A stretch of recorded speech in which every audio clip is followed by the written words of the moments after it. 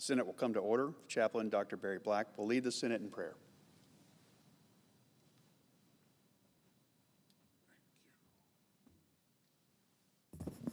Let us pray. Lord God, you are holy, and we daily experience the unfolding of your prevailing providence. Lord, we're thankful that those who continue to seek you will eventually find you. Help us to make you our choice and our source of hope. As our lawmakers seek to serve you by making choices that honor you, purify their intentions, that they will say what they believe and will act consistent with their speech. Lord, keep them aware of how their thoughts, words, and deeds affect the good fortune of those in need. Sustain the hurting people in our nation and world, carving tunnels of hope from mountains of despair. We pray in your invincible name. Amen. Please join me in reciting the Pledge of Allegiance to the flag. Pledge allegiance.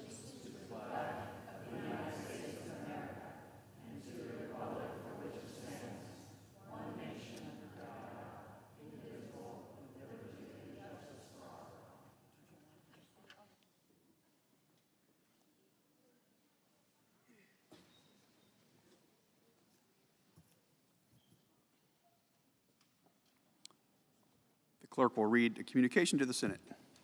Washington, D.C., September 8, 2025. To the Senate.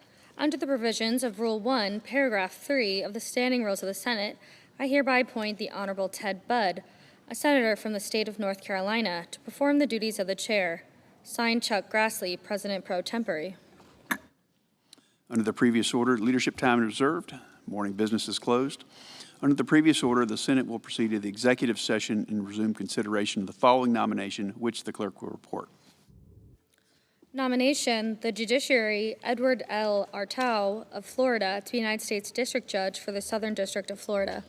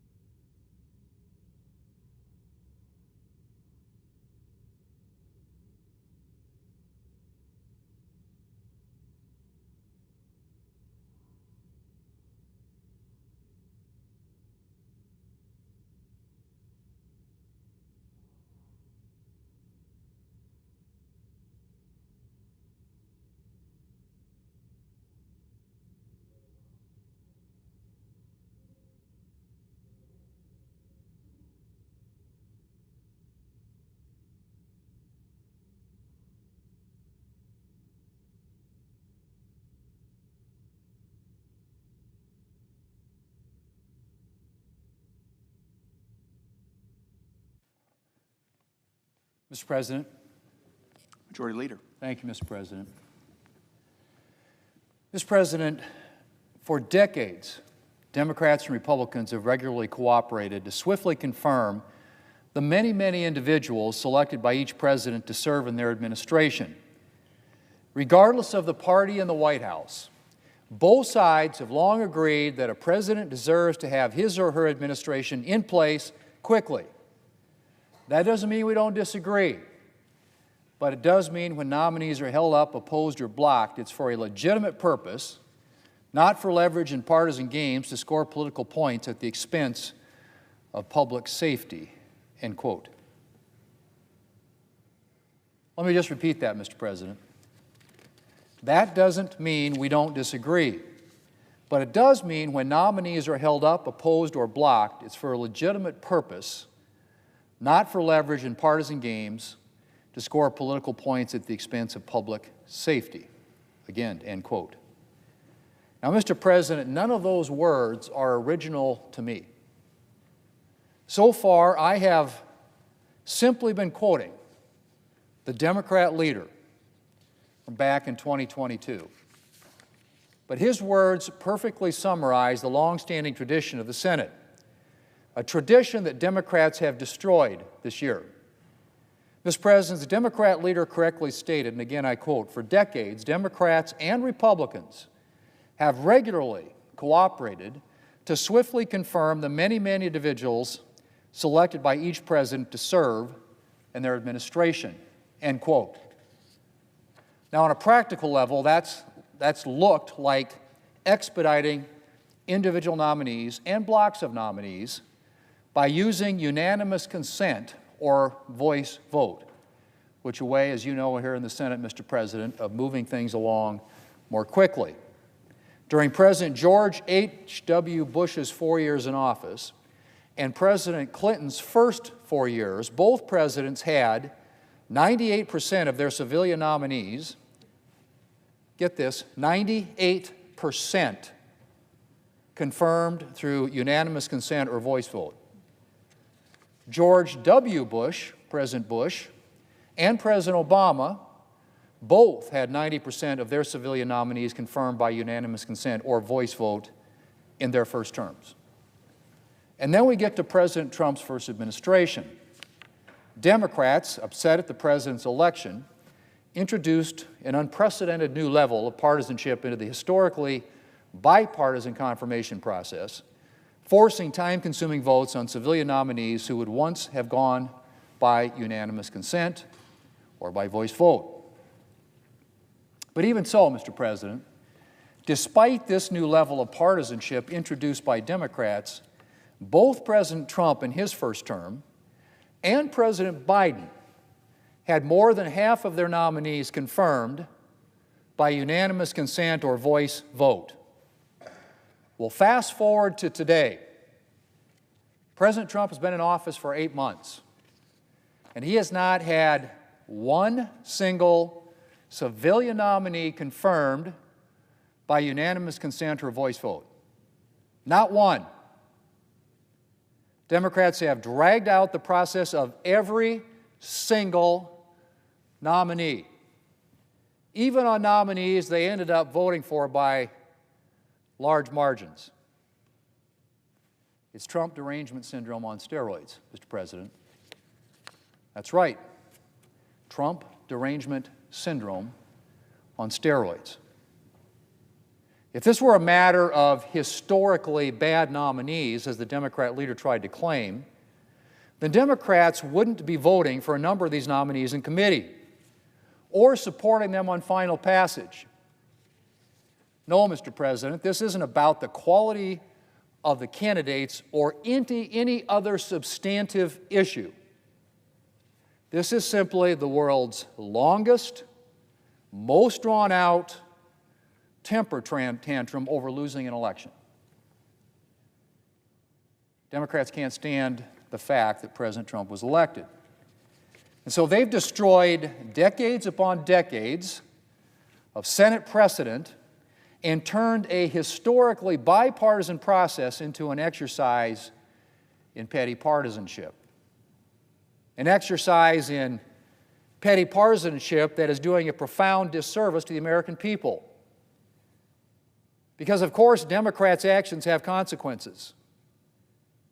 First and foremost, those consequences are delays in filling essential positions throughout the administration, in our government, the people's government. Empty desks do not help the government function, and unnecessary delays rob a duly elected president of the team he needs to carry out his responsibilities. Dragging out confirmations also ties up the Senate floor. As the senior senator from Minnesota said last year, in what I would say were much less dire confirmation circumstances, and I quote, "As the Senate spends more of its time working on nominations, this leaves less time for legislating on issues that are important to the American people," end quote. Well, thanks to Democrats' historic obstruction, that is even more true today. We are, in fact, as the senior Democrat from Minnesota said, at risk of becoming, and I quote again, a full-time employment agency, end quote. Mr. President, this situation has become unsustainable. To clear the current backlog of nominees on the calendar and in committee, we would need to take another 600 votes before the end of the year. Now, let me just repeat that to put it into context. To clear the current backlog of nominees on the calendar and in committee, we would need to take another 600 votes. Now, to put that number in perspective, that's more votes than this record-breaking Senate has taken all year up until now. And again, that's just for nominations that have already been sent to Congress, not those that are going to be forwarded and that we're going to have to process here additionally on top of the 600 votes between now and the end of the year. There literally are hundreds more nominations to come from the administration.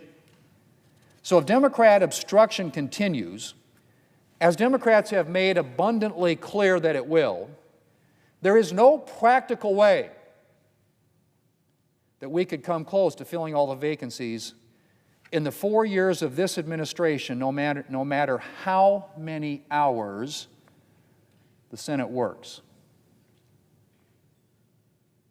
And so, Mr. President, we've got a crisis, and it's time to take steps to restore Senate precedent and codify in Senate rules what once was understood to be standard practice, and that is the Senate acting expeditiously on presidential nominations to allow a president to get his team into place. And so this afternoon I'll be taking the necessary procedural steps to amend the rules. It is an idea, as I said earlier, with a Democrat pedigree. The senior Democrat, senator from Minnesota, along with her colleague in the Democrat caucus, the junior senator from Maine, made a similar proposal in 2023, which would have codified in Senate rules the longtime Senate precedent of en bloc nominations, of moving nominations in groups. Our measure is not as extensive, I should say, as that of my Democrat colleagues. It only applies to nominees at the sub-cabinet level and not to Article III judicial nominees as theirs did. But the proposals share the same objective, and that is providing for confirming groups of nominees all together so the President can have his team in place and so the Senate can focus on the important legislative work in its charge. Or to quote the senior Democrat from Minnesota on her very similar proposal, and I quote again, "This common sense reform will help improve efficiency and make sure we're able to fill positions that are vital to our national security, economic success, and more," end quote. Mr. President, 8 months of petty partisanship is long enough. This Senate has cast more votes up to this point than any Senate going back to the 1980s. We have been in more hours than any Senate going back a couple of decades. This historic obstruction ends now. Democrats have destroyed Senate precedent, and we're going to fix it. Fix it and ensure that in the future, duly elected presidents of both parties are able to get their teams in place without unnecessary delay so that they can fulfill their responsibilities to the American people. Mr. President, I yield the floor, and I suggest the absence of a quorum. Clerk will call the roll. Ms. Alsobrooks.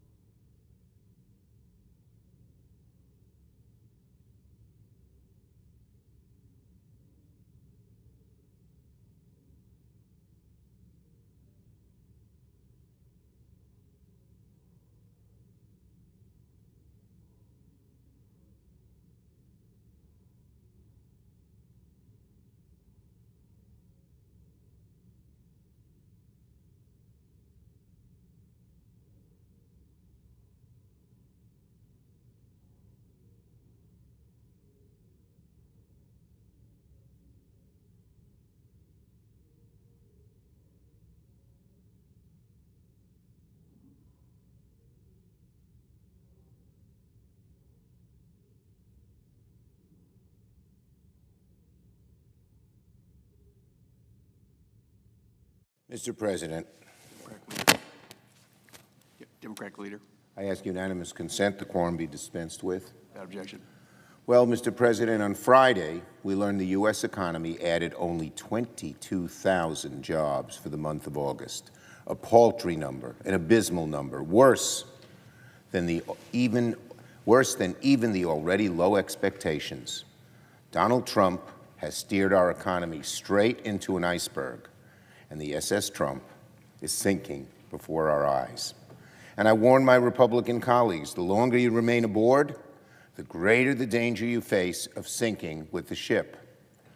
Because if one thing is certain, it's that the American people don't want to be paying more for things as simple as coffee and beef, fruits, vegetables. They don't want to see their electric bills go up. They don't want to see their rent go up. And they don't want to see it harder to find a job. But that's exactly what's happening right now. Senate Republicans remain on board this ship, the SS Trump, at their own peril. It's sinking. And Republicans know perfectly well what Donald Trump is doing is without precedent. Oh, their favorite comeback is, well, that's what the American people voted for. They shrug their shoulders. They can't do anything about it. Well, that's nonsense. This summer, big American companies, Walmart, Target, Best Buy, Ace Hardware, and so many others have said they're raising prices or that costs will go up because of the tariffs. Americans didn't vote for that. Oh, no. Americans are about to see their health insurance go up by the highest amount in 15 years. You think they voted for that? No. They didn't vote for more Americans to get sick, although that's what the Trump health care plan will do. They didn't vote for more Americans to die, and that will happen as a result of this big, beautiful, quote-unquote, bill. Americans sure didn't vote for any of that. Americans want us to pass legislation that lowers health care costs, expands people coverage. They do not want us to vote to boot millions off their health insurance. They do not want the closings of hospitals, particularly in rural areas where the hospitals don't have much cushion. They don't want the laying off of doctors and nurses and health care workers, so they get less good coverage, and it takes much longer to get it. Americans didn't vote for that, but that's what happened. And here's what the data shows. Americans are fed up with Trump. NBC News Decision Desk Poll, September 7th, 57% disapprove of Donald Trump's job performance, 43% approve. 60% believe America under his leadership is on the wrong track. 61% disapprove of the way he's handling inflation. CBS News, September 3rd to 5th. 56% disapprove of Donald Trump's job performance. 62% oppose new U.S. tariffs on imported goods. So it's no wonder that Americans are winning in state special elections, even in districts that Trump previously won by as many as 10 points, from one end of the country to the other. The elections show, these by-elections, these local elections show, Americans reject Donald Trump just several months after he got into office. To put this all together, the story's clear. Donald Trump's sabotaging our economy. He's sending health care costs through the roof. Americans are sick of his failures, which brings us to the work of Congress this month. It's less than 20 calendar days when government funding runs out, and a shutdown will happen if nothing is done. How Congress proceeds is up to our Republican colleagues. They are in charge. They run the House, they run the Senate, they have the presidency. Well, if our Republican colleagues know what's good for the country and good for them, they'll realize that they should no longer remain aboard this sinking ship that Trump is commanding. The greater danger that they will face is sinking with this ship if nothing changes. What Republicans should do then is commit to working on bipartisan legislation to undo some of the terrible things Donald Trump has done during his time in office. Working on bipartisan legislation that has real input from Democrats, that's the way to avoid a shutdown. Of course, there's another path, a far uglier path. Republicans can continue to go at it alone. They can continue to bow down to Donald Trump. They can continue to surrender Congress's constitutional powers over the executive and enable Donald Trump and his evil minion, Russell Vought, as they illegally cancel and steal congressional-approved funding. So if Republicans choose the path of do what we say or go to hell, then they will be the ones paving the bitter road that leads towards a government shutdown. And we Democrats will not accept that. We will not enable Republicans' carnage of this country. We won't bail Republicans out as the cost of health care, groceries, school supplies, rent, electricity, automobiles all go up and up and up.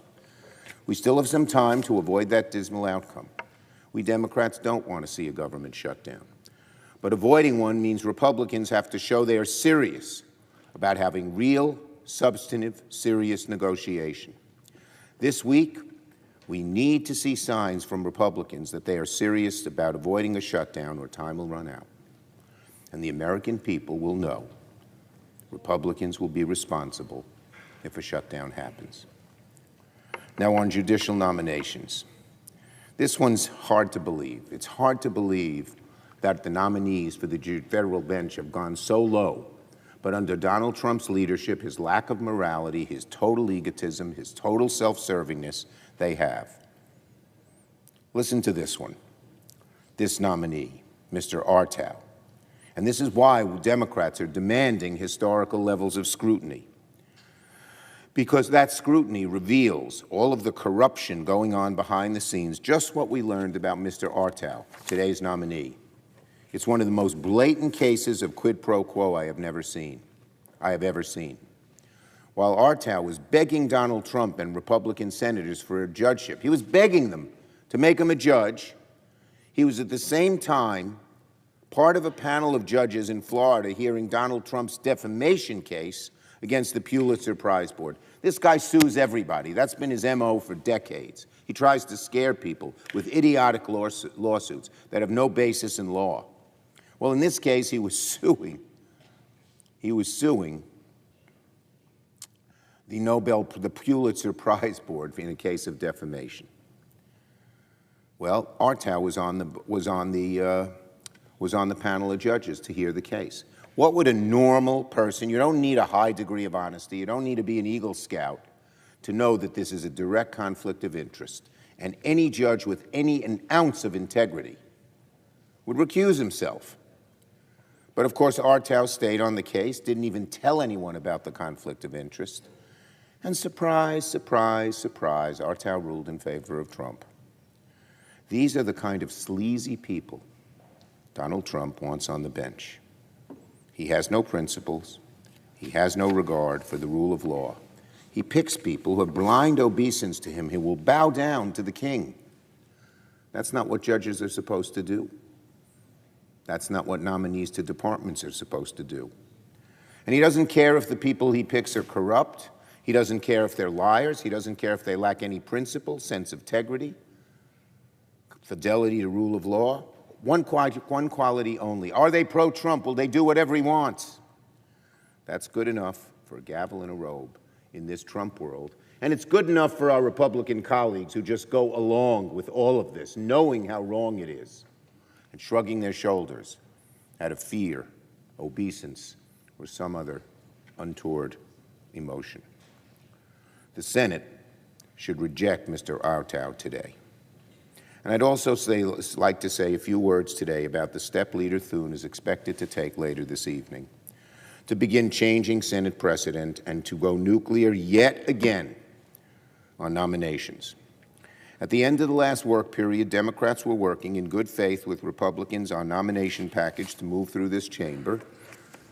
Senator Thune was very involved. He seemed very willing to come up with an agreement. And then at the last minute, of course, Donald Trump said, literally, to me, go to hell. And the talks fell apart. Was there any integrity? Was there any backbone? Was there any strength to say to Trump, we have an agreement, take a walk? No way. And so now, rather than giving those talks another chance, Republicans would rather change how the Senate operates to weaken this chamber's traditional and powerful sense of deliberation. And if Republicans go nuclear, the historically bad nominees we've seen so far under Donald Trump will get only worse. Let me say that again, because this is the crux of the matter. We all know what horrible nominees he puts up. As I said before, like with Mr. Artown, no sense of integrity, no sense of rule of law, just bow down to Trump. Well, the kind of people confirmed by this chamber this year have been unprecedentedly bad, beyond the pale. Scandal after scandal, expose after expose. Many of them are far worse than any group of nominees we've seen before. Trump has made a mockery of the nominations process. He lacks any sense of principle. He doesn't care if the people he picks are unqualified, if they're liars, if they're corrupt. Sometimes it's almost as if the more corrupt, the better, because then Donald Trump will totally control what they do. It's as if he wants the Senate to confirm people willing to lie for him, to even cheat for him. He wants people who are willing to stand up for him without question. Loyalty is the only quality he seeks, and to hell with the rest. And if you don't debate nominees, if you don't vote on individual nominees, if there's not some degree of sunlight, what will stop Donald Trump from nominating even worse individuals than we've seen to date, knowing this chamber will rubber stamp anything he wishes? I say to my Republican colleagues, think carefully before taking this step. If you go nuclear, it's going to be a decision you will come to regret. I yield the floor. Note the absence of I yield the floor.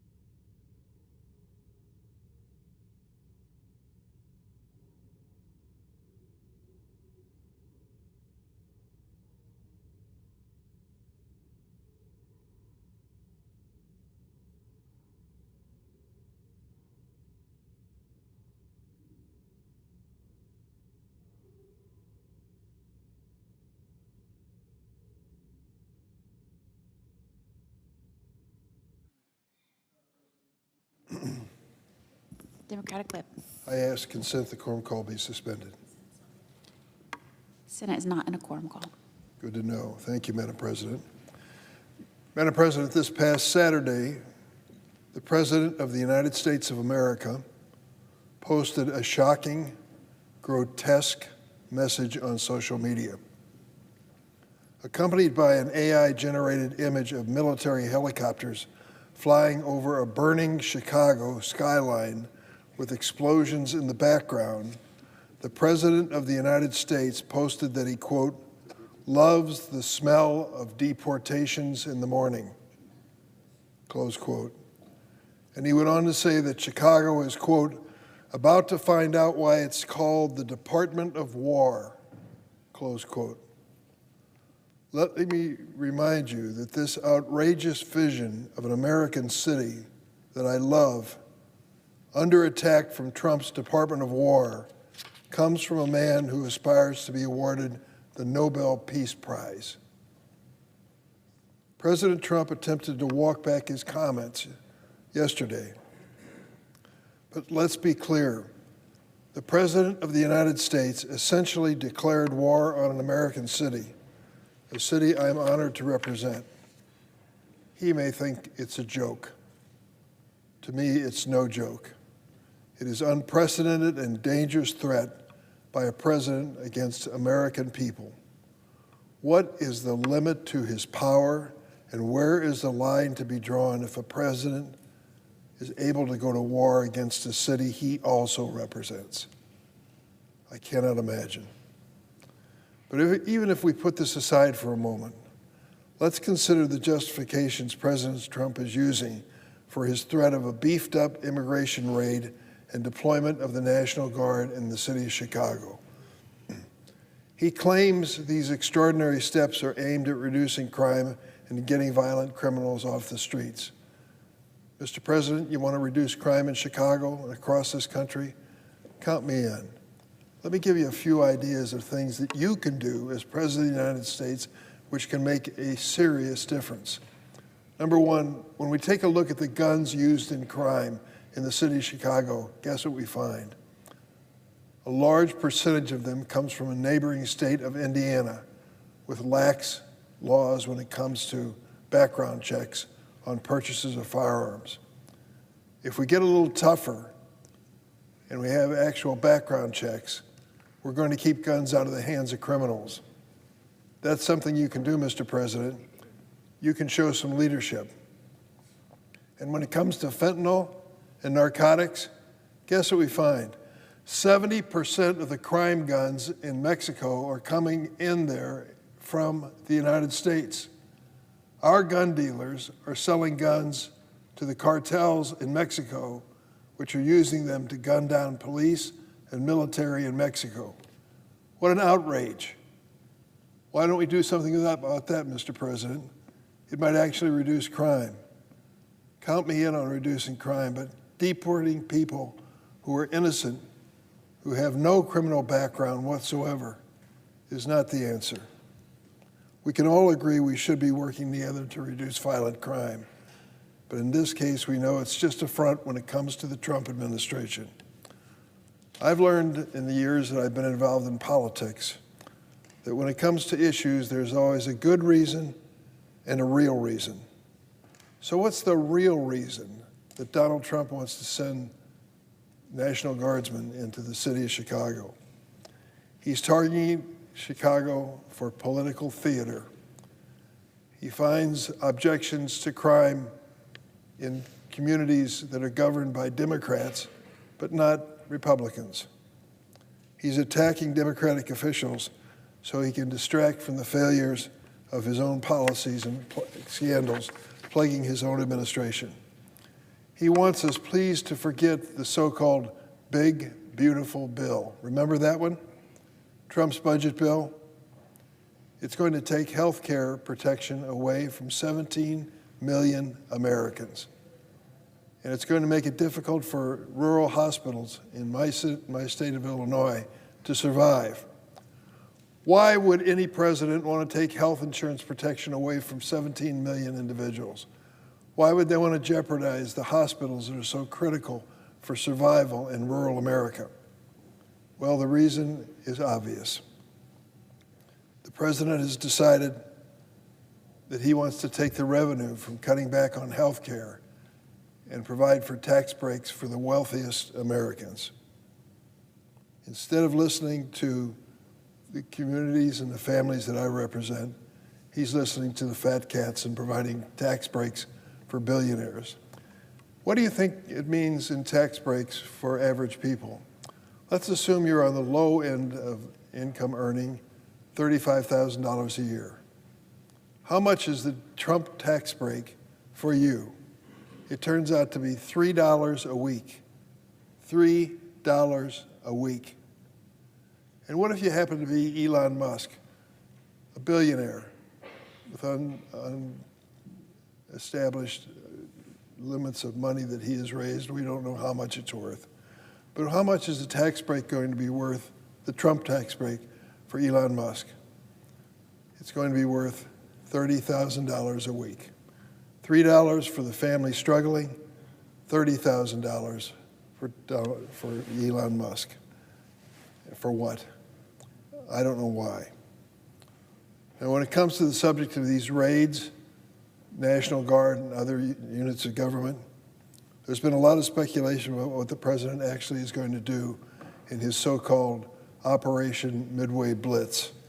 So here on the Senate floor, let me set the record straight as to what I know, where it stands. Earlier today, when the administration announced they're calling Operation Midway Blitz in Chicago to crack down on undocumented immigrants with criminal records. However, if their D.C. experience is any indication, we know most of the people that they'll arrest have no criminal background. They're not rapists, terrorists, murderers, or criminally insane. So this weekend I traveled to the Naval Station Great Lakes with Senator Tammy Duckworth and Representative Brad Schneider. There were reports that DHS intends to use the Navy base to assist in these raids. There were concerns that the federal government would operate a sort of deportation command center out on the base. At a productive meeting with leadership on the base, we were assured that the base would not be used as a detention center for detainees. Here is what happened as part of that federal assistance request. The base will provide parking, office space, and the ability to store certain non-lethal munitions for the DHS through October the 5th. Most importantly, the service members at Naval Station Great Lakes will not be aiding in these raids. Naval Station Great Lakes is known to every Navy family. Every recruit to the Navy goes through training at the Great Lakes. Each Thursday, there is a celebration of the completion of their 9 weeks of training. And families come from all over the United States to celebrate their son or daughter who is becoming part of the greatest Navy in the world. That's what they do and do so well and have for decades. Most importantly, the service members of Naval Station Great Lakes will not see the recruitment and training of these young sailors suffer any blow because of the Trump crazed idea of invading the city of Chicago. I've been honored to represent Great Lakes as senator from the state of Illinois and to provide it with the support and resources needed to train the recruits who walk through those doors. My concern is to make sure that no exercise of political theater by the current president was an obstacle to the mission at that base. That appears to be the case, but I'm going to continue to closely monitor the situation. However, as part of our visit to the base, we asked to meet with the Department of Homeland Security, which is going to rent an office building for 30 days. We wanted to get firsthand from them what was going to happen in that operation. The expenditure of federal funds for purposes which we were going to ask them to explain. Do you know what the response was of the Trump Department of Homeland Security when we went to the actual naval base, to the office building which they have rented and is supposedly using as part of this invasion of Chicago? They closed the building. They locked it so we couldn't go inside and announce they were taking administrative leave and would be unavailable to even discuss with us what they're going to do. Why are they running and hiding if they're proud of the president's policy, if they actually believe that they are there to fight crime? I think they know better. They know the politics of this situation. They locked the doors and they refused to make anyone available to 2 senators and a congressman representing that area. They fled so we could not conduct oversight of their secretive effort, and it certainly begs a question. What are they trying to hide? We now have a better understanding of exactly what they want to do. It's all politics. In addition to our visit to Naval Station Great Lakes, I've been seeking answers to the potential military employment because the people of Chicago, and I do, have a right to know. That's why I've used all my tools at my disposal to get to the bottom of this, despite roadblocks by the administration. Last week, I sent a letter to Attorney General Bondi, Secretaries Noem and Hegseth, and FBI Director Patel, requesting immediate information regarding the increased law enforcement and potential military presence in Chicago. I sent a letter to my colleague and friend on the Senate Judiciary Committee, Chairman Grassley, requesting an immediate hearing on President Trump's threats to deploy the military to Chicago and other American cities.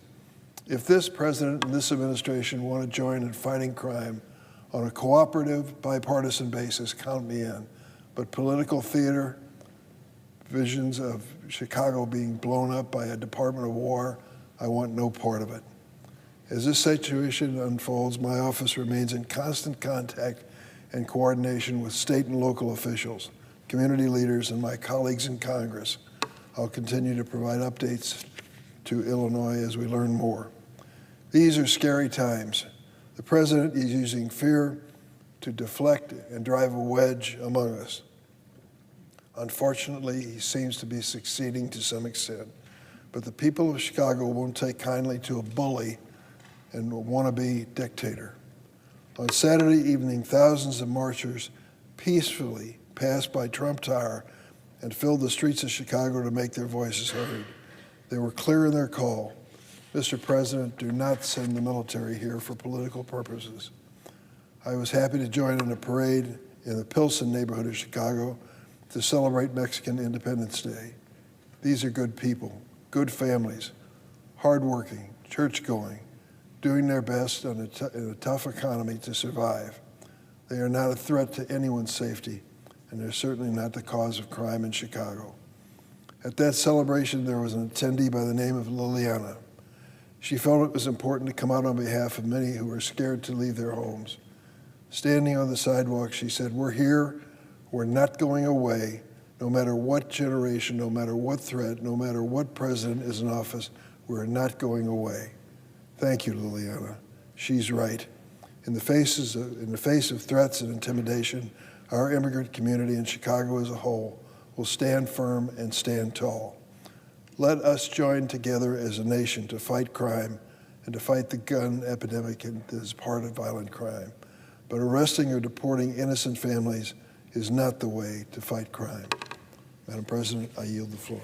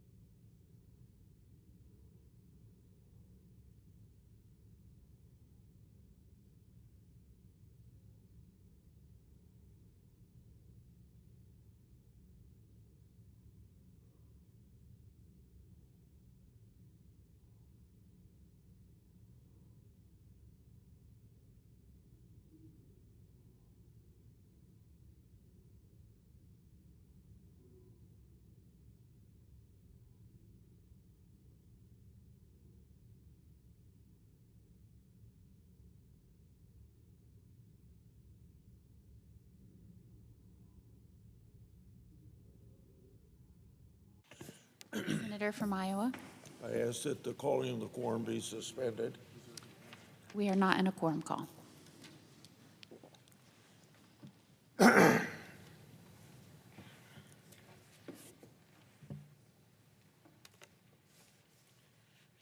Madam President, for the second time in a week, I come to the floor to implore my Democratic colleagues to stop partisan obstruction of public safety officials.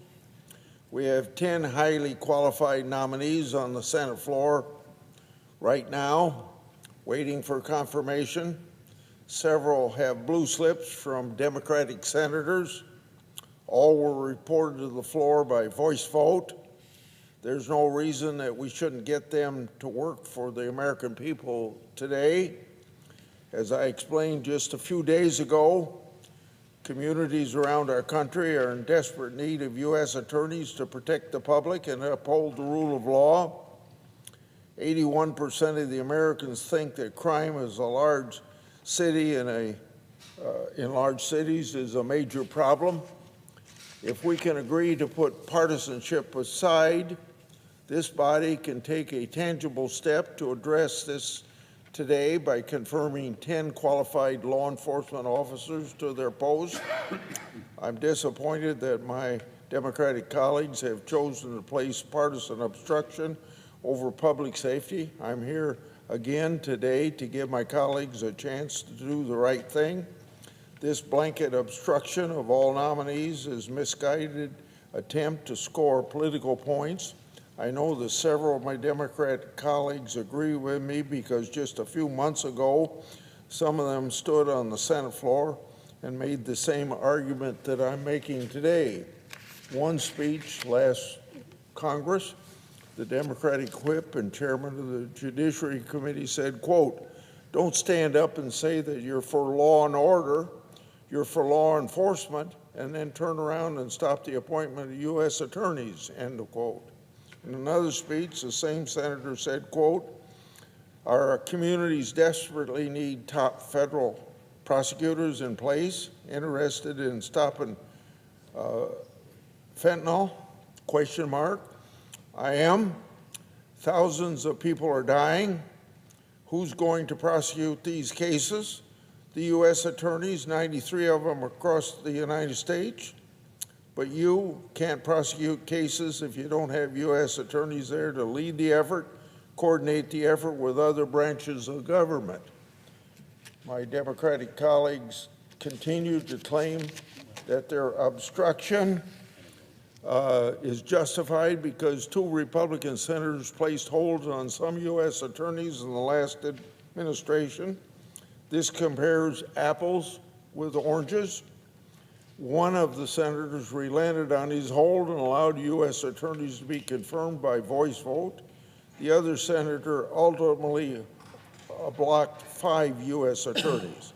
A handful of U.S. attorneys being held last Congress, which I opposed, isn't comparable to the blanket hold on all 93 U.S. attorneys that we're facing today. The strategy this Congress is orchestrated by Senate Democratic leadership and is part of a broader Senate-wide assault on the functioning of the executive branch. At the end of the day, we can just look at the numbers. During the Biden administration, nearly 94% of his U.S. attorneys nominees were confirmed by voice vote. So far in the second Trump administration, 0% of his U.S. attorneys nominees have been confirmed by voice vote. For months, I've repeatedly tried to engage my Democratic colleagues to end their obstruction. I've warned that their tactics ultimately hurt the American people and will lead to lasting damage to the Senate as an institution. I've even offered a compromise where we hold 5 roll call votes to compensate the 5 nominees returned to the president at the end of March. To my great disappointment, my colleagues haven't relented from that strategy, and I hope they'll relent today with my unanimous consent request. I mentioned last week that one of the U.S. attorneys being held up is Daniel Rosen, nominated for the District of Minnesota. Mr. Rosen was reported out of committee by voice vote. He's supported by his home state Senators Klobuchar and Smith, both Democrats. He's a qualified nominee. He should be responding to the horrific mass shooting of children at the Annunciation Catholic Church, but instead is languishing here on the Senate floor as a pawn for partisan obstruction. This needs to end, and it needs to end today. So I now will ask unanimous consent to confirm 10 U.S. attorneys who have been reported out of committee. I hope that my Democratic colleagues will allow these nominees to get to work. Debate, disagreement about policy is to be expected, but should never be at the expense of public safety. I ask unanimous consent that the Senate proceed to consideration of the following nominations en bloc. 176, David Waterman, Iowa. 183, Ron Parsons, South Dakota. 257, David Metcalf, Pennsylvania. 258, Bart Davis, Idaho. 316, Kurt Alme, Montana. 317, Nicholas Chase, North Dakota. 318, Leslie Murphy, Nebraska. 319, David Rosen, Minnesota. 320, Eric Seibert, Virginia. Kurt Wall, 321, Kurt Wall, Louisiana. That the Senate vote on the nomination en bloc without intervening action or debate. The motions to reconsider be considered made and laid upon the table, that the President be immediately notified of the objection. Reserving the right to object. Is there objection? Reserving the right to object. First, let the public know what they're talking about obstruction. 2 hours of debate and a vote on some of the worst nominees we have ever seen. They want to pile them all together. Some of these nominees are the people who know them in their states are appalled that they would be nominated. Trump has chosen his U.S. attorneys for one reason only: blind obeisance to him. That's it. No rule of law, no independence. So, of course, our friends are afraid of 2 hours of debate and a vote, because so many of these nominees are so bad. Historical bad nominees deserve a historical response. So we wanted to come to an agreement with our colleagues to let some of the better ones through, but we couldn't. Not because of our Senate colleagues. Senator Grassley was involved, Senator Thune was involved. We were close to an agreement. And what happened? Donald Trump, who wants these horrible nominees, so many of them, said, "Go to hell." That's what he said. So instead of our Republican colleagues telling Donald Trump, "No, we can work out an agreement that's fair," they said, "Okay." They pulled back. And now what's their alternative? They're ready to detonate Senate precedent altogether and go nuclear on all the nominees. So much for oversight. And before they even do that, now they want to rubber stamp another round of nominees. No scrutiny, no debate. 2 hours of debate and a vote for someone as powerful as a U.S. attorney. Most Americans would agree that's the least we could do. The least we could do. So, no scrutiny, no debate, no consent from us. I want to be very clear. If my colleague from Iowa, who's a good man, wants to resume our negotiations, which we were ready to do, and he knows it, he was part of it, if he's willing to back off threats to go nuclear, we'll be open to having a conversation about a nominees package, including the ones on his list. We'll be open to negotiation just as we were at the end of July, when we were in that room right across the hall from here and ready to have an agreement, when all of a sudden Donald Trump says go to hell and the Republican leadership says, okay, we won't do it because he doesn't like it, even though he has historically bad, reprehensible nominees. So, if Republicans are dead set on going nuclear, we will not grant consent today. I object. Mr. Madam President. Senator from Iowa. Well, obviously, I'm disappointed that my request has been objected to. I hope today that we could set a new direction, put interest of the American people over partisanship. I want to offer to Senator Democratic leader an offer he shouldn't object to because it has both Republican and Democrat supports. If we can't agree to allow 10 U.S. attorneys who've been reported out of committee to be confirmed today, I'm going to make a more modest request. David Waterman is my pick to be U.S. Attorney for the Southern District of Iowa, highly qualified. He was reported out of committee by voice vote. No recorded objections. My state needs him to get to work. I initially recommended him to President Biden during the last administration, and he was nominated and reported out of committee last Congress. My Democratic colleagues have tried to justify their obstruction by pointing to the hold by then Senator Vance last Congress. Well, Mr. Waterman was one of the 5 U.S. attorneys returned to the president from that hold. So are we going to confirm a nominee who's been submitted to the Senate by 2 different presidents and reported out of committee twice? Seems to me like something the Democrats should not object to. Or are my Democratic colleagues going to continue the objection? Now, here's another one. They've got confidence, surely, in their 2 Democratic senators from Minnesota. I've already spoken about Daniel Rosen, but like Mr. Waterman, Mr. Rosen is well qualified to serve as U.S. Attorney for the District of Minnesota. He, too, was reported out of committee by voice vote, and he's supported by both home state Senators Klobuchar and Smith. Recently, so I encourage my Democratic colleagues to send a clear signal to the people of Minnesota that they think that they ought to have a law enforcement person at their side. The District of Minnesota needs its top federal prosecutor in place to preserve law and order, so we need to confirm Mr. Rosen. So I'm now going to ask unanimous consent to confirm Mr. Waterman and as U.S. Attorney for the Southern District of Iowa, and Mr. Rosen to be U.S. Attorney for the District of Minnesota. So I ask unanimous consent that the Senate proceed to the consideration of the following nominations in block. 176, David Waterman, Iowa. 319, David Rosen, Minnesota. That the Senate vote on the nominations en bloc without intervening action or debate. The motions to reconsider be considered made and laid upon the table, that the President be immediately notified.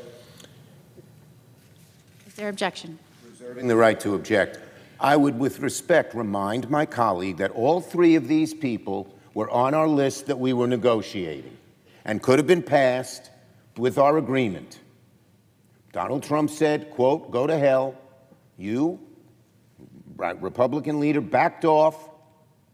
So you could have had it done with an agreement, a bipartisan agreement, not a partisan agreement where the Republicans have just choose whoever they want, no matter. So the bottom line, once again, is simple. You want to get these things done? Negotiate an agreement in a bipartisan way. Don't bow down to Donald Trump, who, as I said, has nominated for U.S. Attorney and many other places some of the worst nominees, the most conflicted nominees, the least qualified nominees we have ever seen. I object. Objection is heard. You can see the weakness of that objection, because here's somebody that's been nominated by President Biden and President Trump, and you have 2 Democratic senators supporting it, at least in those 2 instances out of 93 that are potentially on hold, could go to do their job. I want to make one final request before I yield the floor. The Senate Judiciary Committee, in that committee, it's common practice to report certain nominees by voice vote.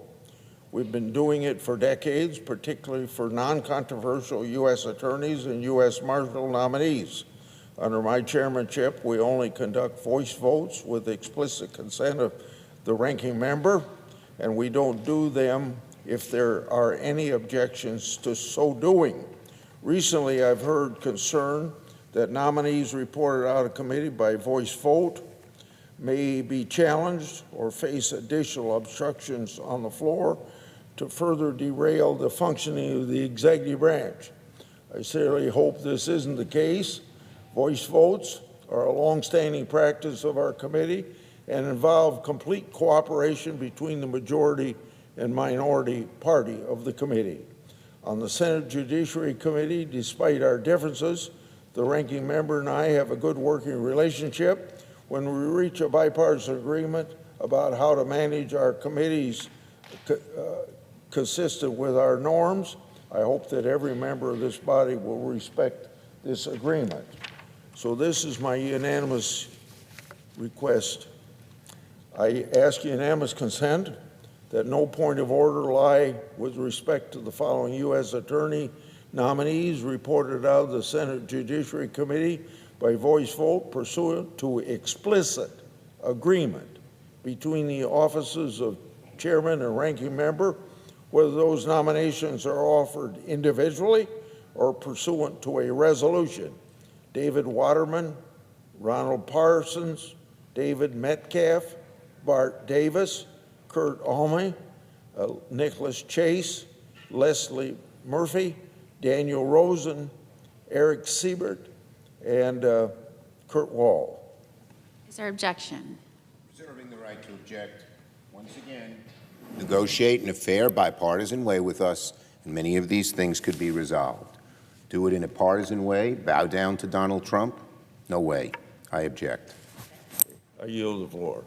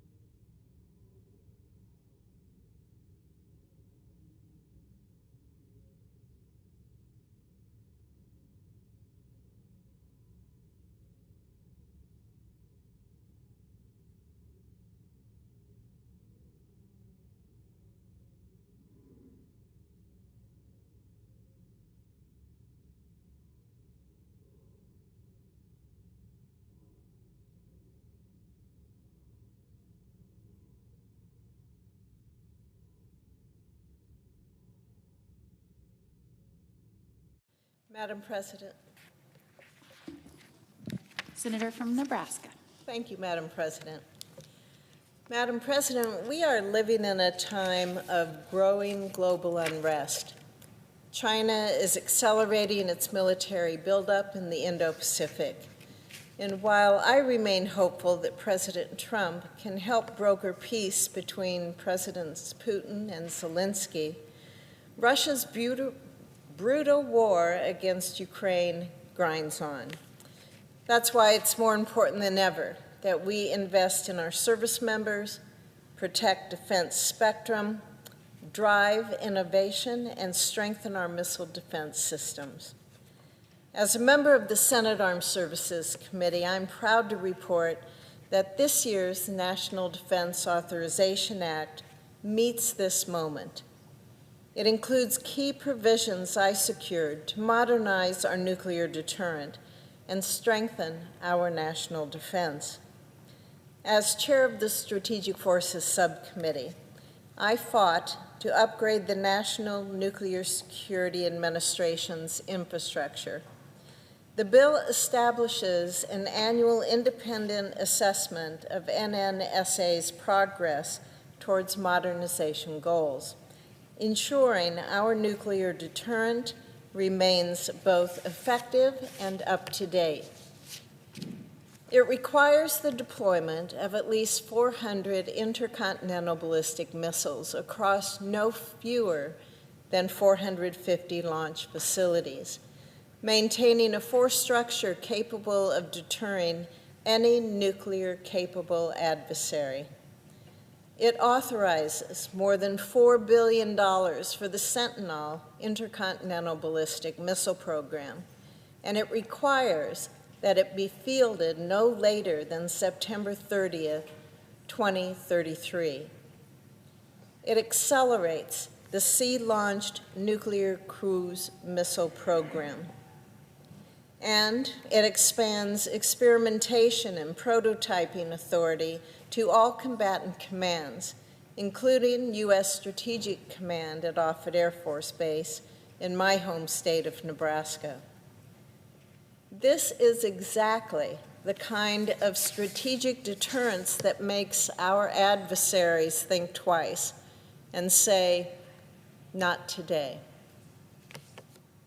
This year's NDAA also safeguards critical defense spectrum. Some in Washington have suggested that the Pentagon is sitting on spectrum bands that could be better used for commercial wireless. That portrayal is both inaccurate and it is dangerous. The reality is these frequencies are not idle. They are the backbone of America's missile defense and intelligence systems. And we should not be allowing federal agencies to sell critical communication channels needed to carry out the Trump administration's priorities, including the Golden Dome Missile Defense Shield. That's why this year's defense bill prohibits any modifications to defense systems in these spectrum's bands, unless top Pentagon leaders themselves deem it absolutely necessary. Earlier this summer, I led the effort to secure, for the first time in law, a carve-out that prevents the Federal Communications Commission from auctioning or reallocating these bands for the next decade. The NDAA provision is consistent with these provisions, ensuring that we strike the right balance, unleashing American wireless innovation while never compromising our national security. We are also preparing for the threats that we cannot yet see. I secured provisions to assess the readiness of the National Disaster Medical System, to modernize our roadmaps for cloud migration and artificial intelligence, and to ensure that our intelligence community has the meteorological and environmental services that it needs.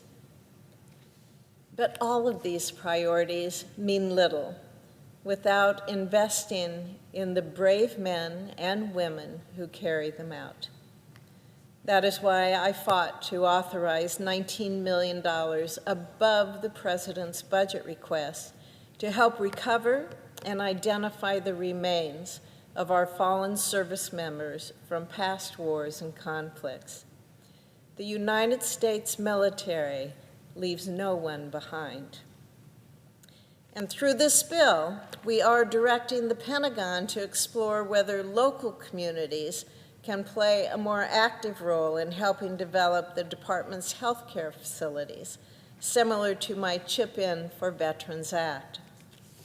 This is the very least we can do for the troops and the families who have sacrificed so much for the freedoms that we hold dear. Beyond the details, we must keep sight of the bigger picture. Our adversaries, nations that hate America, well, they're sharing weapons and resources and a common goal. They want to weaken American power and dismantle our influence across the globe. The character of war has evolved rapidly. Breakthroughs in artificial intelligence, unmanned systems, hypersonic weapons, next-generation aircraft, and space-based capabilities, they're all reshaping the battlefield. At the same time, we live in a political environment that is too often partisan and divided. Yet on this issue, I believe most of my colleagues agree that we must confront these threats head-on. And that means rebuilding the arsenal of democracy. To do so, we need serious reform at the Pentagon. This year's NDAA delivers, modernizing the budget process, cutting red tape, improving efficiency, and unleashing innovation. This is not partisan. This is not political. This is necessity. Our service members must have the resources they need to carry out their missions and return home to their loved ones. This bill strengthens our military, and it sends a very clear message. America is prepared to meet the moment. I urge my colleagues on both sides of the aisle to support it without delay. Thank you, Madam President. I yield the floor.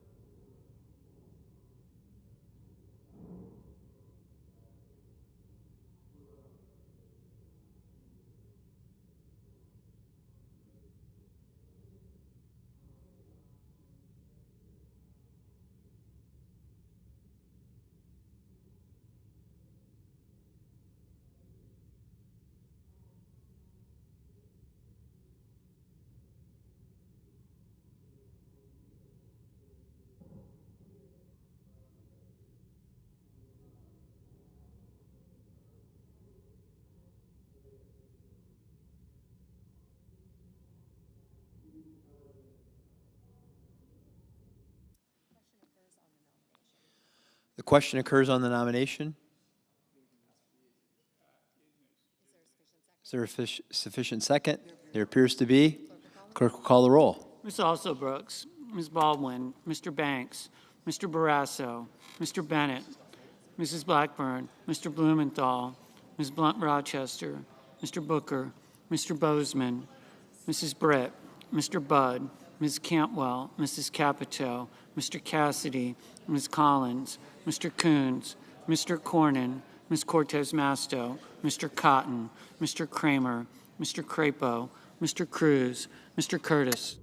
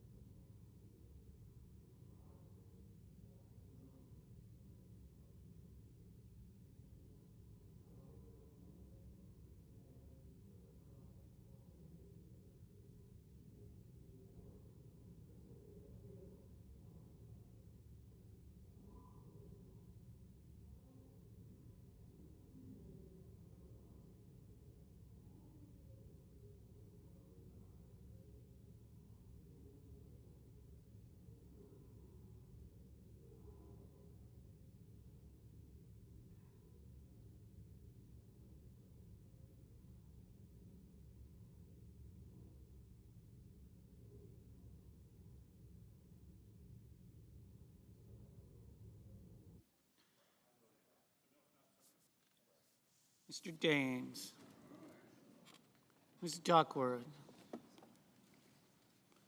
Mr. Durbin, Ms. Ernst, Mr. Fetterman, Mrs. Fisher, Mr. Gallego, Mrs. Gillibrand, Mr. Graham, Mr. Grassley, Mr. Haggerty, Ms. Hassan, Mr. Hawley, Mr. Heinrich, Mr. Hickenlooper, Ms. Hirono, Mr. Hoven, Mr. Husted, Mrs. Hyde-Smith, Mr. Johnson, Mr. Justice, Mr. Kane, Mr. Kelly, Mr. Kennedy, Mr. Kim,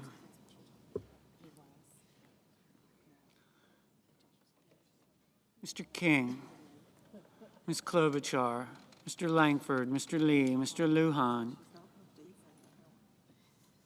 Ms. Lummis, Mr. Markey,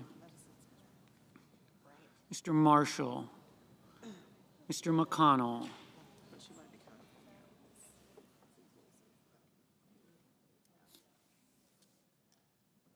Mr. McCormick, Mr. Merkley, Mrs. Moody,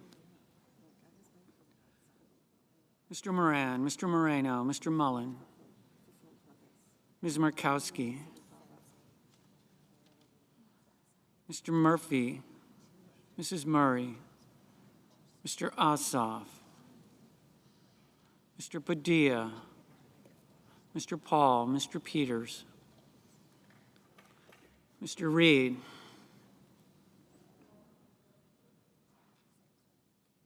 Mr. Ricketts, Mr. Risch, Ms. Rosen, Mr. Rounds, Mr. Sanders, Mr. Schatz, Mr. Schiff, Mr. Schmidt, Mr. Schumer, Mr. Scott of Florida, Mr. Scott of South Carolina, Mrs. Shaheen, Mr. Sheehy, Ms. Slotkin, Ms. Smith, Mr. Sullivan, Mr. Thune,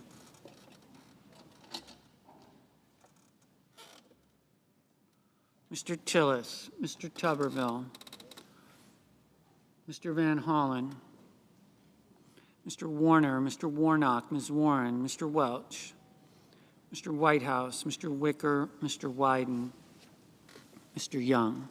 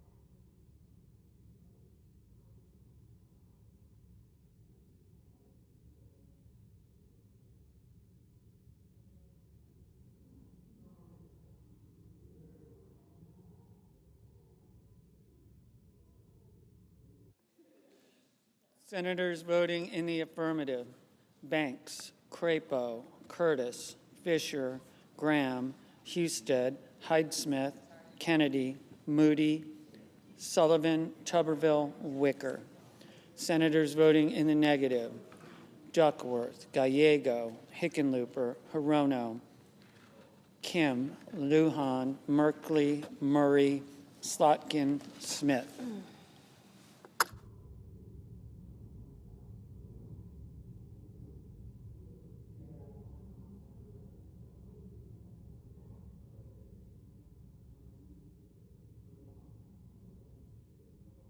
Mr. Peters, no. Mr. Kramer, aye.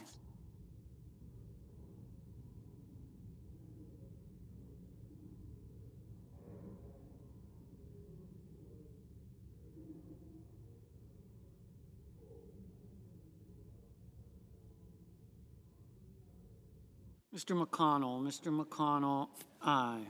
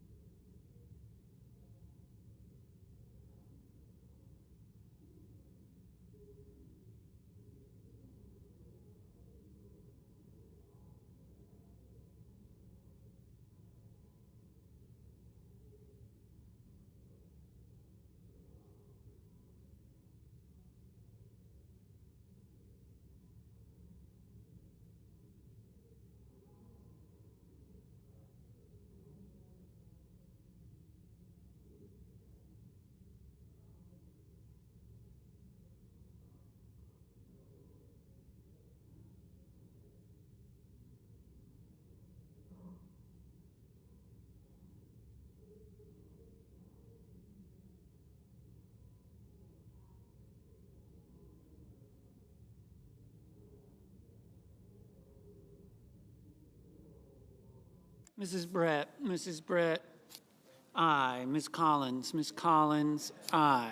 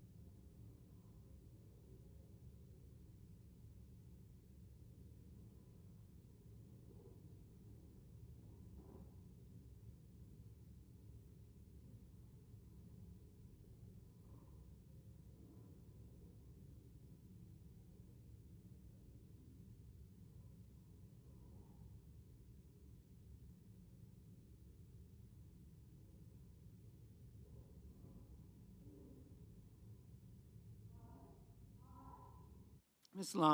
Lummis, aye. Mr. Kelly, no.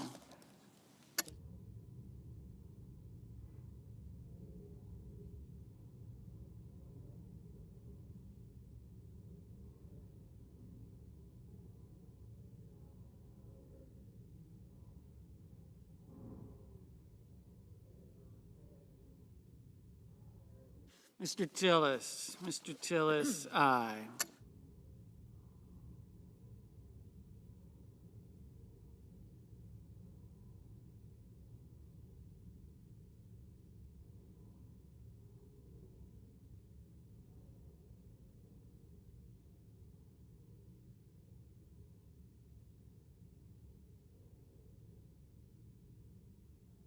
Mr.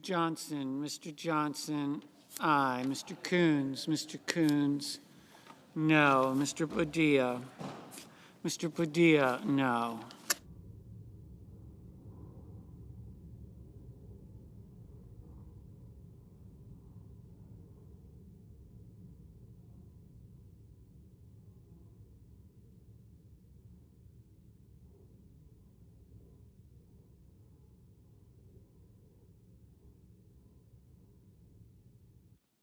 Ms.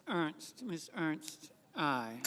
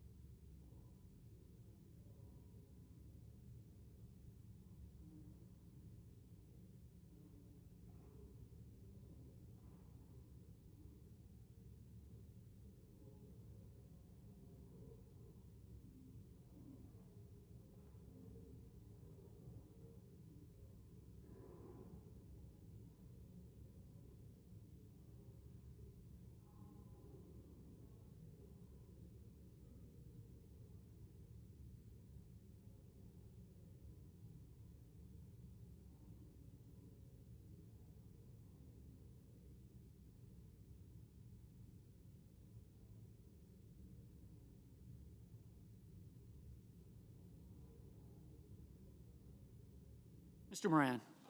Mr. Moran, aye.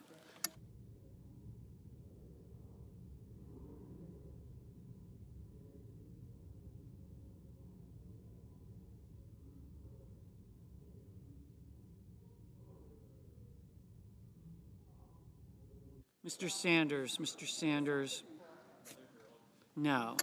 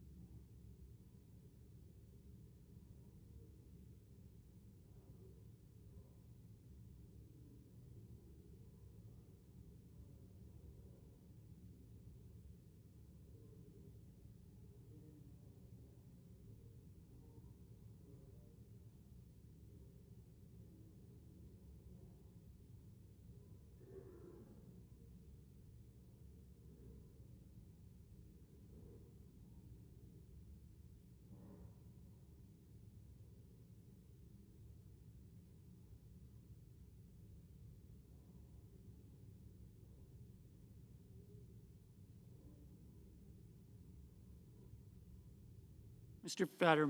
Fetterman, no. Mr. Welch, no. No.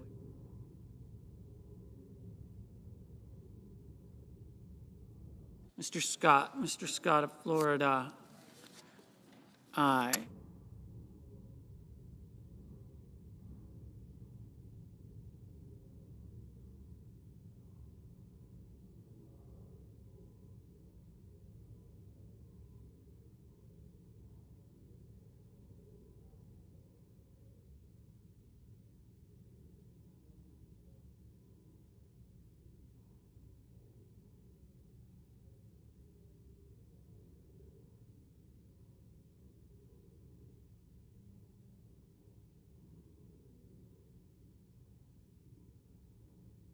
Mr. Hoven, aye.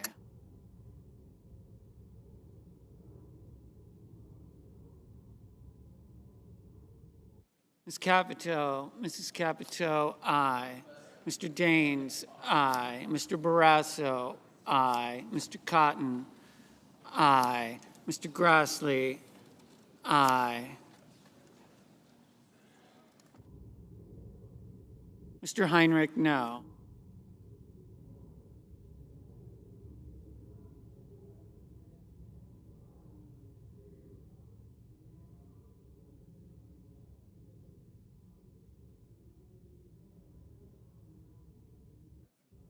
Mrs. Blackburn, aye. Mr. Cornyn, aye.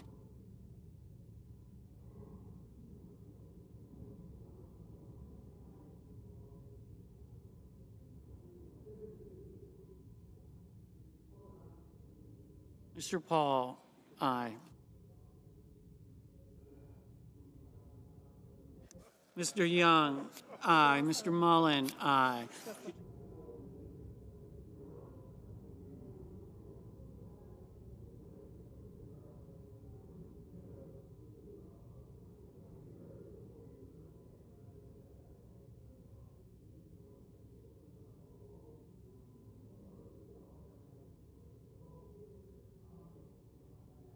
Mr. Moreno, aye.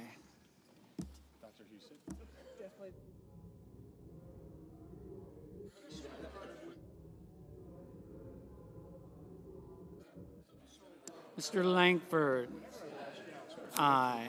Mr. Marshall, aye. Mr. Whitehouse, no.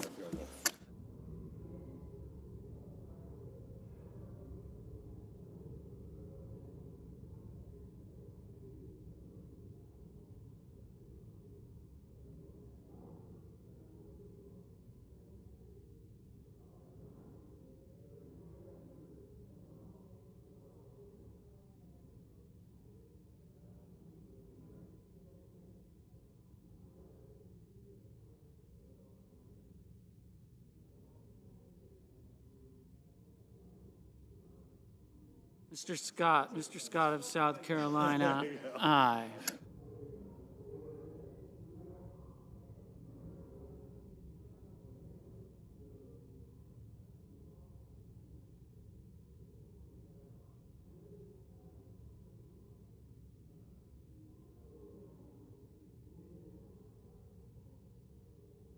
Mr. Ricketts, aye.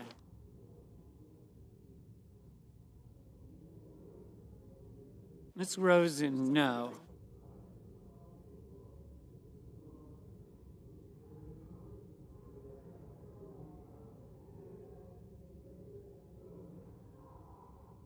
Mr. Lee, aye. Mr. Rounds, aye.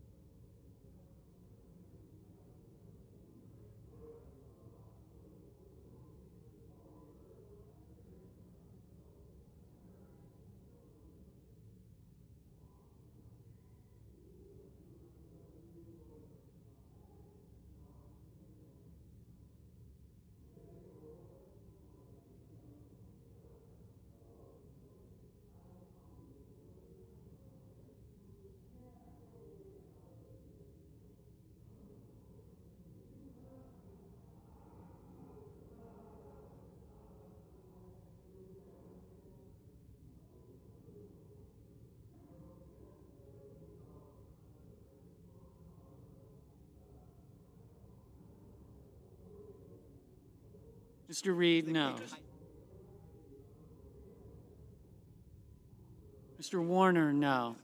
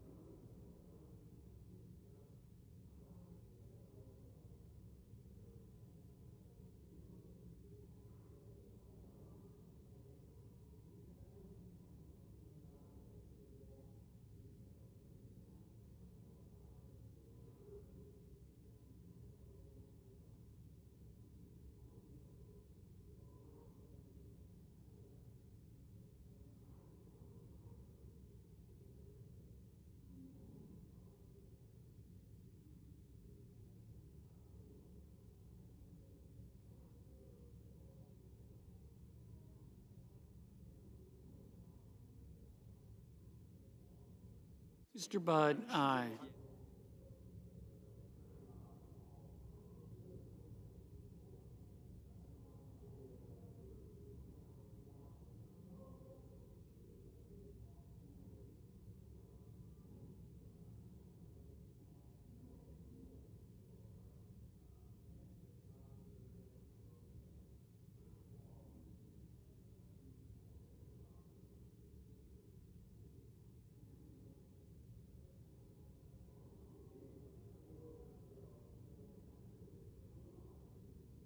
Ms.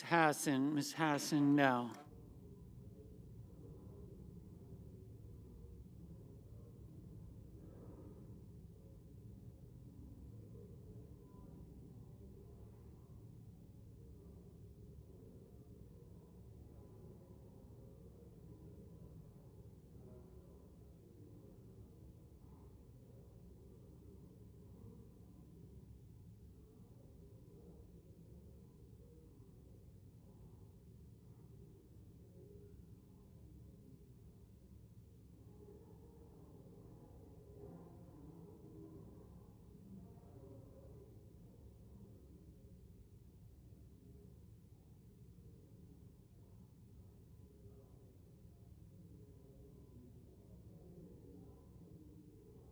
Mr. Cassidy, aye. Mr. Blumenthal, no.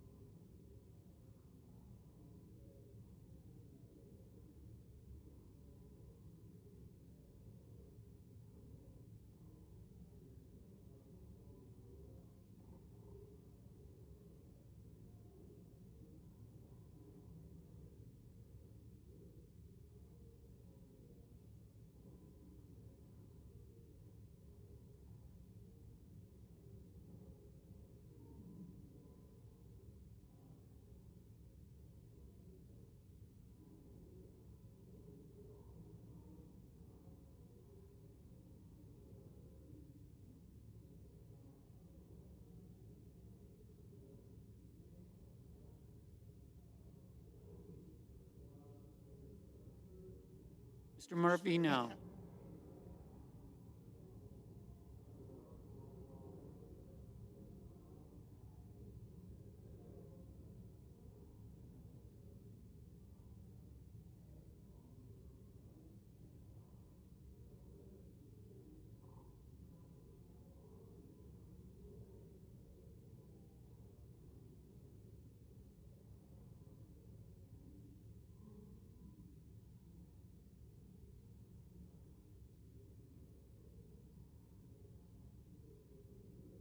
Mr. Justice, aye.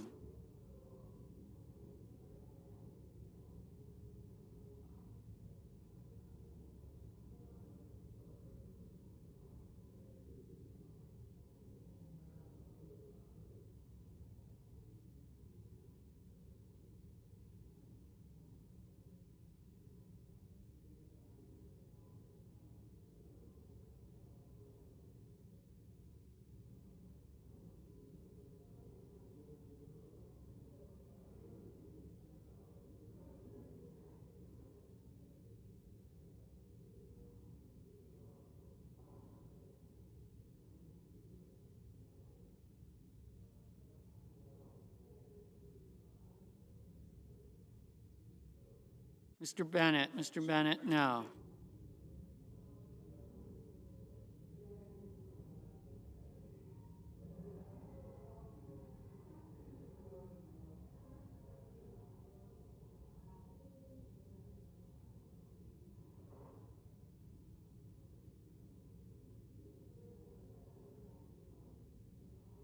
Mr. Hawley, aye.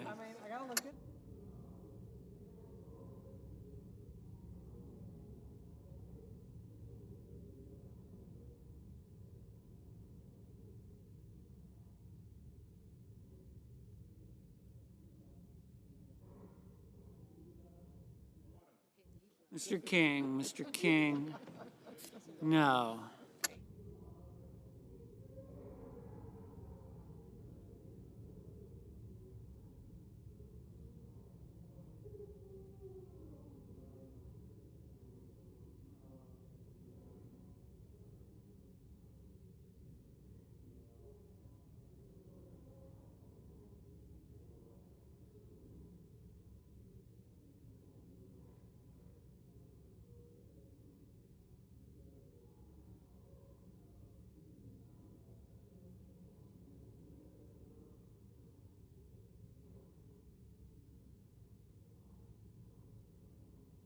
Mr.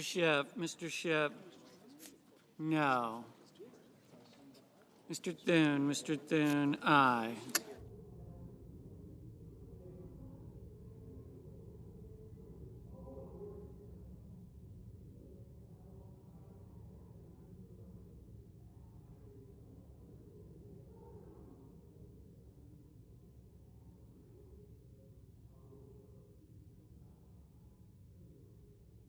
Mr. Haggerty, aye.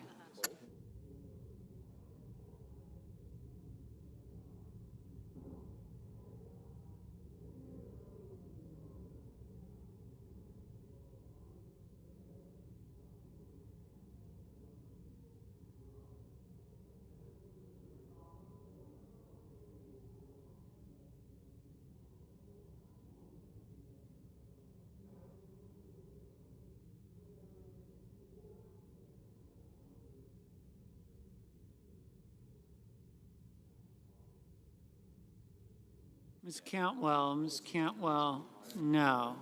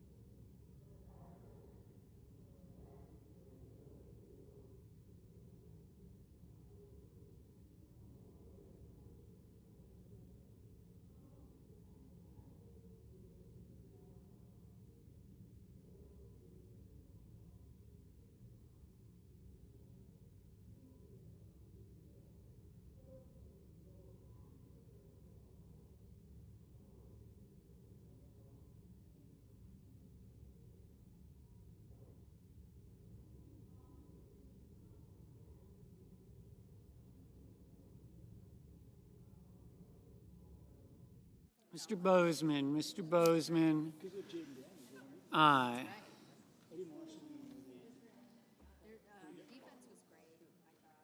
Mr. Markey, no.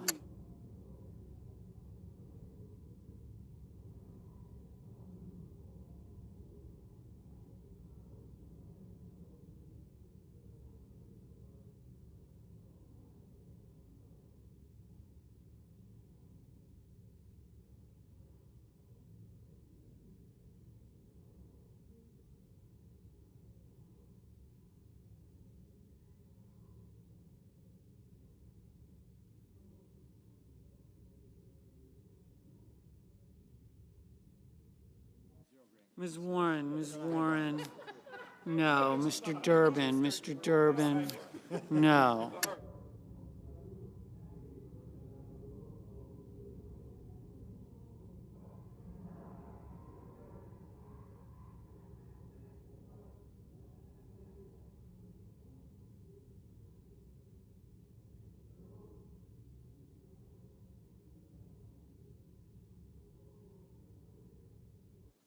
Ms. Cortez Masto, no. Mr. Booker, no. Mr. Schatz, no.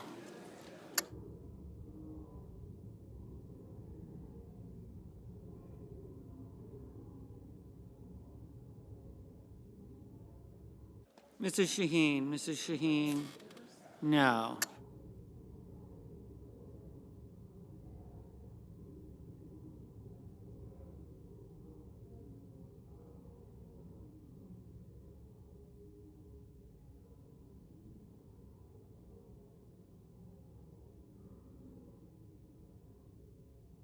Ms. Baldwin, no.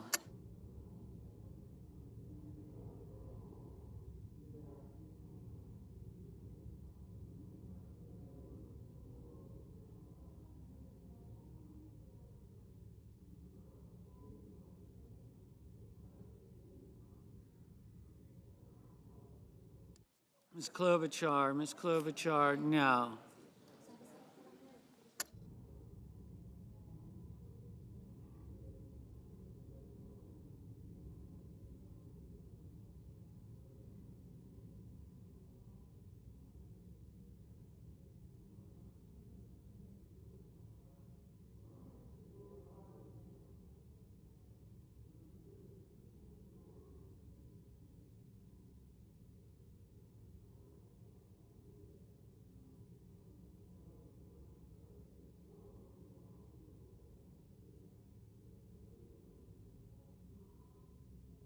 Ms. Alsobrooks, no. Mr. Warnock,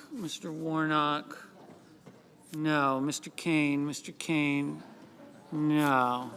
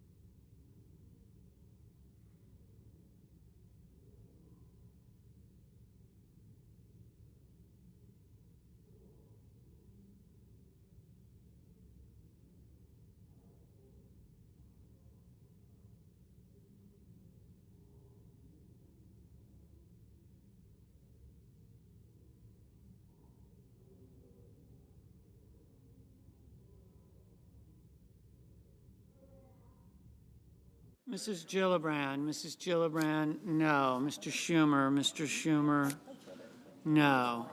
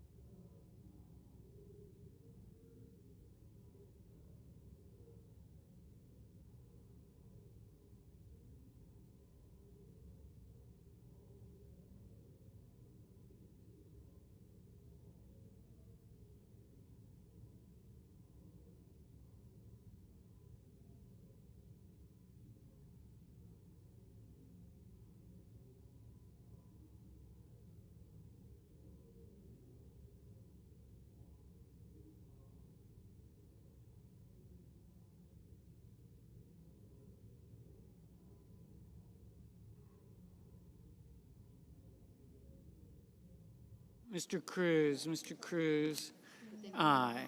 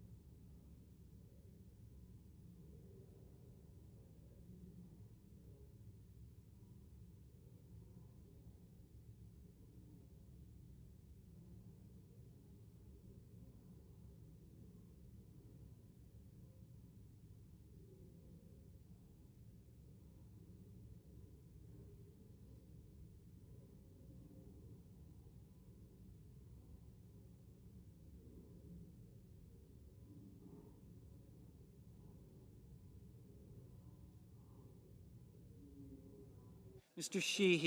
Sheehy, aye.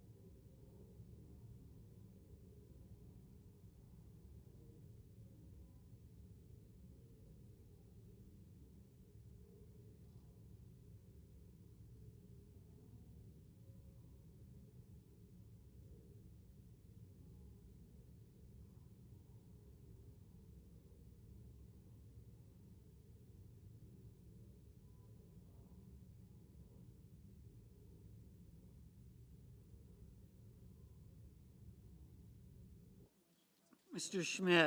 Schmidt, aye.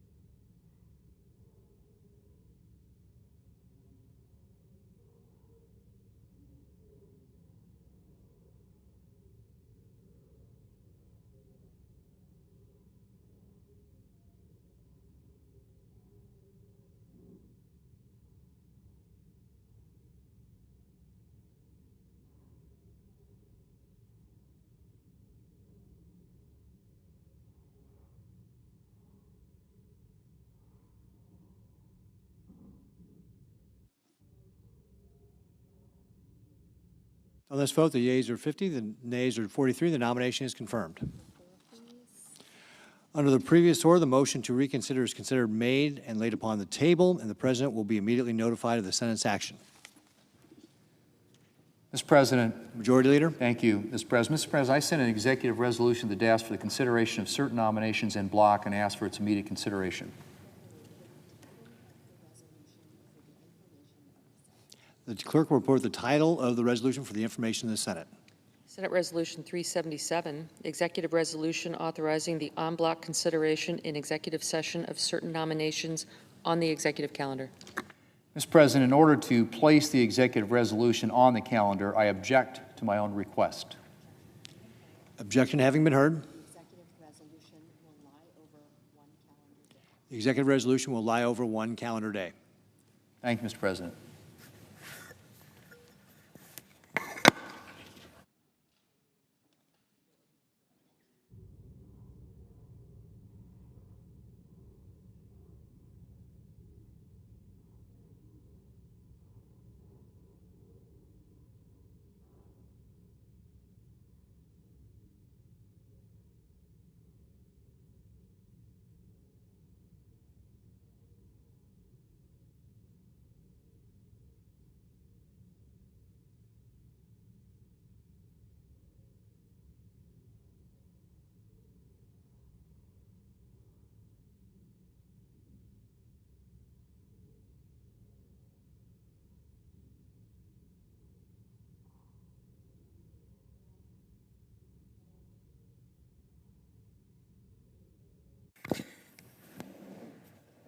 Mr. President, I suggest the absence of quorum. Clerk will call the roll. Ms. Alston-Brooks.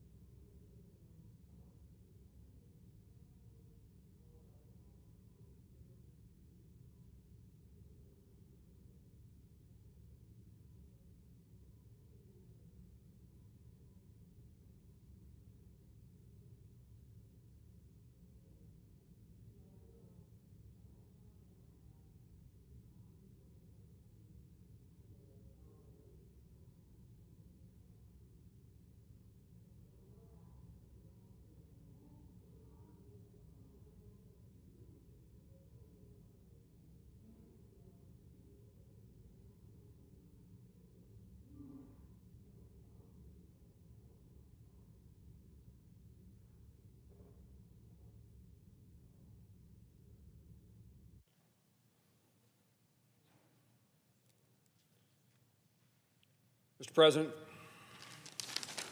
Senator from Kansas. I understand we're in a quorum call, and I ask unanimous consent that that quorum call be lifted. Without objection. Thank you, Mr. President. This evening, I want to recognize the upcoming anniversary of an important day in our nation's history, in our military history. September 9th marks the beginning of the Italian campaign of World War II in 1943, a campaign that was only successful because of the courage and sacrifice of hundreds of thousands of U.S. and Allied soldiers. I am introducing a resolution to establish September 9th as the National World War II Italian Campaign Remembrance Day to commemorate their value, their valor, and ensure their legacy endures for generations to come. 82 years ago, Allied forces launched Operation Avalanche, marking the start of the liberation of the Italian peninsula from fascist Nazi occupation. This military campaign was a testament to the unyielding resolve of U.S. forces and the strength of our foreign military alliances, united by a shared commitment to democratic ideals and fighting fascism. The Italian campaign was not just a series of joint and allied military operations. It was a stand against of despotism and defense of freedom we value, an important moment in our nation, in fact, in our world's history. The Italian campaign was fought across treacherous terrain from the shores of North Africa to the waters of Sicily, along rugged Alpha coast, which ultimately led to the liberation of Rome, that first major European city liberated during World War II. U.S. forces, alongside brave and committed global allied forces from over 10 nations, including Italian resistance brigades, faced grueling conditions, fierce combat, and severe material constraints. Battles such as Monte Cassino and Anzio stand as two of the most intensive of the war, costing countless lives. Today, fewer than 0.5% of the more than 16 million Americans who served in World War II are still living today. The veterans of the Italian campaign include my father, Staff Sergeant Raymond Moran of the 603rd Armament Maintenance Battalion, and they are a dwindling number. My father dedicated 2 years of his life to the liberation of Italy, repairing rifles and other small-arm weapons under the regular threat of attack to make certain U.S. forces were equipped to win. I'm joined in this resolution by my colleague from Florida, Senator Rick Scott, whose father also served in this campaign, in recognizing the personal and collective sacrifices of these heroes. The Italian campaign spanned 602 days, culminating in the surrender at Caserta, just north of Naples, on April the 29th, 1945, when nearly 1 million Axis troops capitulated, the largest surrender of German forces at that point in the war. The following day, Adolf Hitler's death marked the collapse of Nazi regime, a turning point that made possible by the military operations comprising the Italian campaign. This resolution acknowledges the tremendous and significant cost of the Italian campaign, with hundreds of thousands of U.S. and Allied casualties, many of whom rest in the serene and pristine American cemeteries across Italy. Our resolution reaffirms that the victory was driven by an unwavering force of will, ironclad military alliances, and the enduring power of democratic values and principles that remain vital in today's global conflicts. I hope my colleagues in the Senate will join me in honoring the memory of those who fought and died in the Italian campaign, salute those surviving veterans, and to recognize the families who carry on their legacy. Let us designate September 9th as National World War II Italian Campaign Remembrance Day to ensure their sacrifices are not forgotten and memorialized here on the floor of the United States Senate. Mr. President, I yield the floor.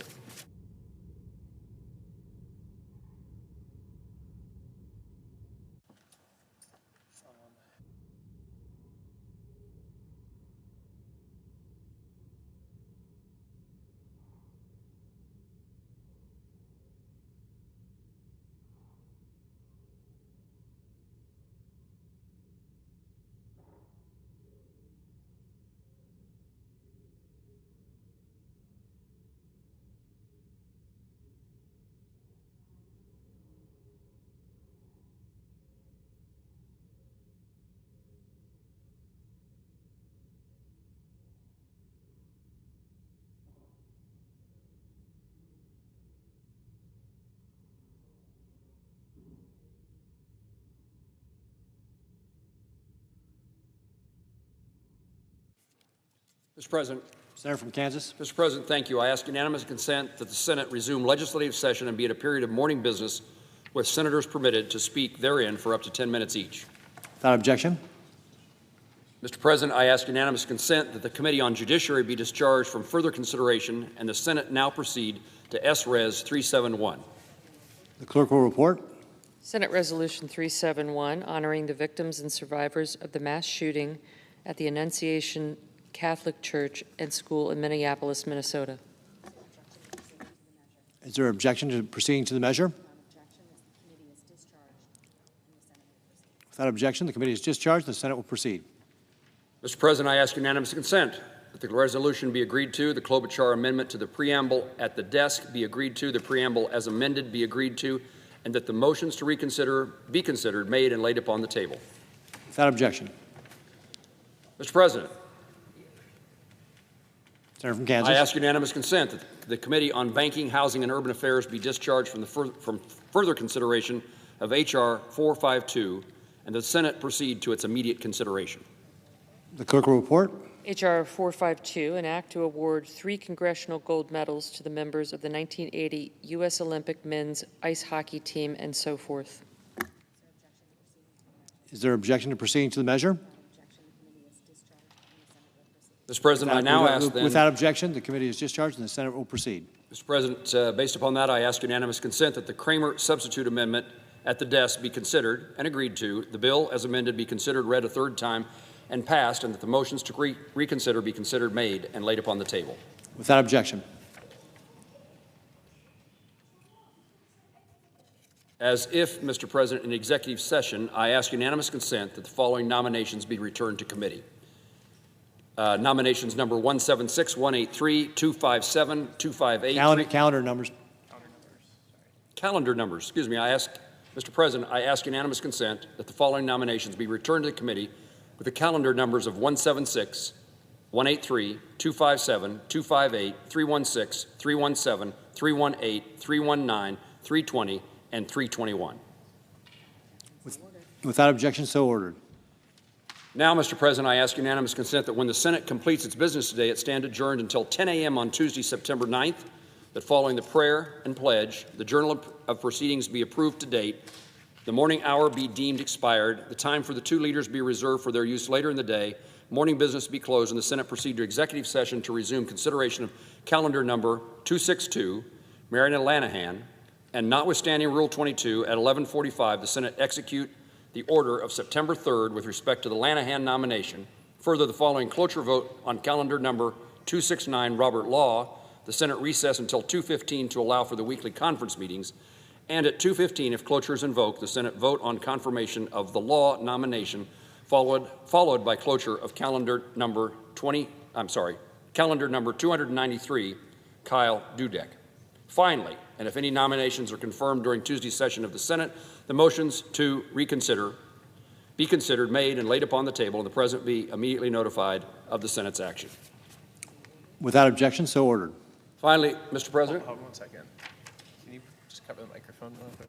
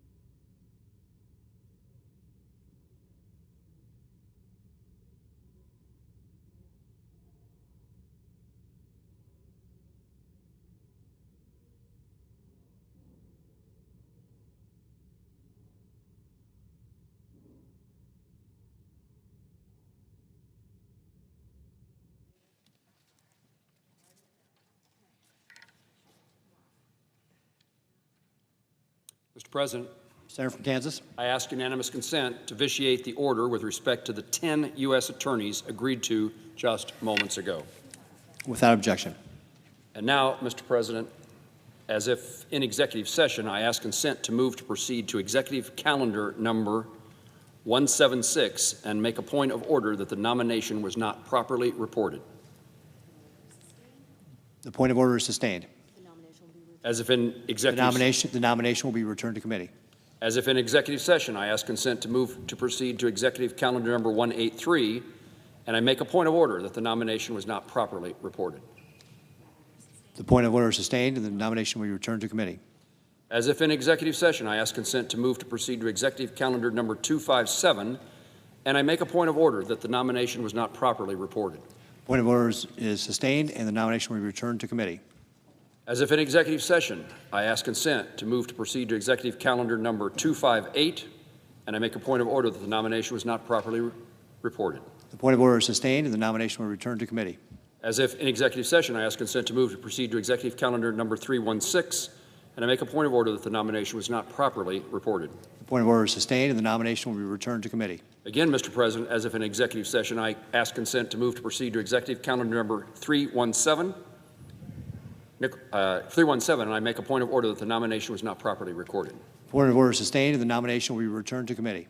As if in executive session, I ask consent to move to proceed to executive calendar number 318, and I make a point of order that the nomination was not properly recorded. The nomination is sustained, and the nomination will be returned to committee. I ask consent to move, as if in executive session, I ask consent to proceed to executive calendar number 319, and I make a point of order that the nomination was not properly reported.